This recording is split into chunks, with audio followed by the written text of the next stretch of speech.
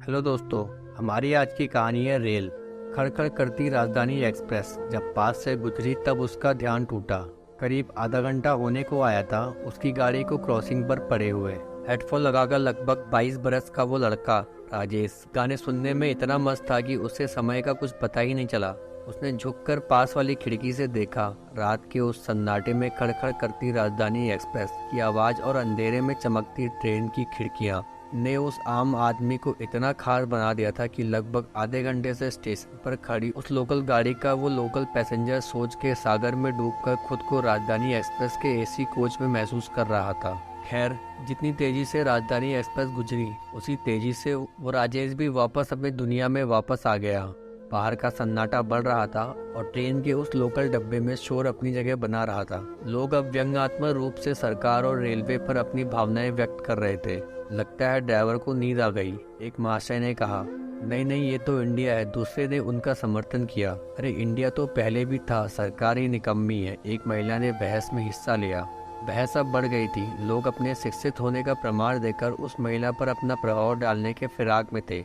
महाशय जो खुद को अभी राजधानी के एसी कोच में महसूस कर रहे थे, हेडफोन निकालकर अब इस बहस का आनंद ले रहे थे और उनके चेहरे की वो शालीनता भरी मुस्कान उनके युवा होने का प्रमाण दे रही थी।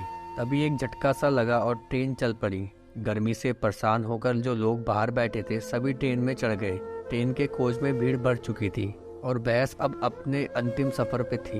एक अलग ही नज़ारा उस लोकल कोच में देखने को मिल रहा था। कुछ यात्री खड़े थे कुछ सीटों पर और कुछ ऊपर बर्थ पर बैठे थे और कुछ पैसेंजर आश्चर्यजनक रूप से किसी के खड़े रहने की जगह न होने के बावजूद भी अभी भी सो रहे थे। राजेश लगभग पिछले 2 घंटे से खड़ा था। वो शायद उस सोती हुई महिला को परेशान नहीं करना चाहता था जिसकी साथी महिला ने अभी हाल ही में हुई बहस में अपनी जीत दर्ज कराई थी। लेकिन सुबह होने वाले अपने यूपीएससी एग्जाम के पेपर के कारण उसने सीट पर बैठना ही उचित समझा। थोड़ी देर में जब वो महिला उठकर बाथरूम की ओर गई तो सही समय देखकर राजेश सीट पर बैठ गया। काफी समय खड़ा रहने के कारण अब उसे बड़ा आराम मिल रहा था। लेकिन कुछ देर बाद जब वो महिला वापस आई तो उसने भैया जरा उठना जैसे मार्मिक शब्द का प्रयोग कर राजेश को उठा दिया और खुद सो गई। इस बात का राजेश को बुरा तो लगा लेकिन किसी का इस ओर ध्यान नहीं गया। शायद रात के उस आगोश में सब अपनी दुनिया में व्यस्त थे। अब राजेश फिर से खड़ा था लेकिन उसे पता था कि वो ज्यादा देर तक खड़ा नहीं रह पाएगा। थोड़ी देर खड़ा रहने के बाद जब उसके पैरों ने जवाब दे दिया तब उसने बैठना ही उचित समझा। इस बार वो सीधा उस महिला के पैरों के पास जाकर बैठ गया। आदमी और औरत में फर्क न समझने वाली इस पीढ़ी का ये युवा नौजवान तो बस अपने कल होने वाले यूपीएससी पेपर के बारे में सोचकर रात के इस सन्नाटे के गुजर जाने के इंतजार में था। लेकिन इस सन्नाटे में आने वाले शोर से बिल्कुल अनजान हल्के हल्के नींद के झोंकों के साथ छोटे से शहर का वो लड़का अपनी जिंदगी का वो हंसी सफर तय कर रहा था जो उसके सपनों को हकीकत में बदलने वाला था। तभी एक झुल्लाती हुई कर्कश आवाज उसके कानों में पड़ी। दिखता नहीं है, लेडीज सो रही है, यहाँ कैसे बैठ गए? उस महिला ने कहा। मेरा सुबह पेपर है, मैं कब से खड़ा था इसलिए बैठ गया, आप सो जाइए आराम से, लड़के ने शिष्टापूर्ण जवाब दिया।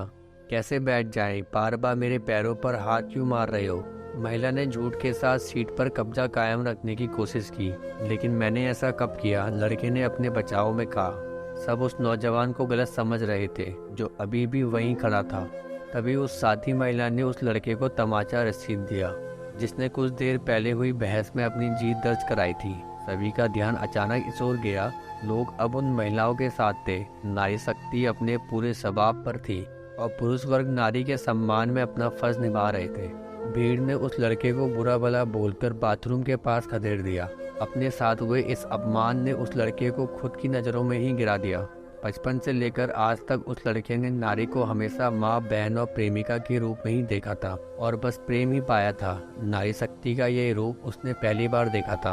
अपनी पूरी जिंदगी उसने जब कभी कभी किसी महिला को बस या ट्रेन में खड़ा देखा तो उसने हमेशा अपनी सीट उनको दी, हमेशा महिलाओं का सम्मान किया।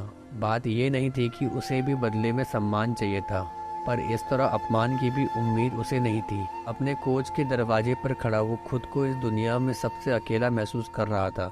देश के लिए कुछ कर गुजरने की चाह रखने वाला वो युवा आज देश के इस महिला पुरुष के फर्क को समझ नहीं पा रहा था। उसके सारे सपने जो बस हकीकत में बदलने ही वाले थे एक पल में ही धराशायी हो गए। उसके हाथों की पकड़ अब ढीली होती जा रही थी। हवा के झोंकों के साथ उड़कर हाथों पर गिरने वाले आंसुओं की बूंदें भी उसके जिंदा होने का प्रमाण नहीं दे पा रही थी। सुबह की उस किरण के साथ उस ट्रेन ने तो वो सफ़र पूरा किया, पर उस नौजवान ने नहीं। तो दोस्तों, कैसी लगी आपको यह हमारी कहानी? कमेंट करके ज़रूर बताएं।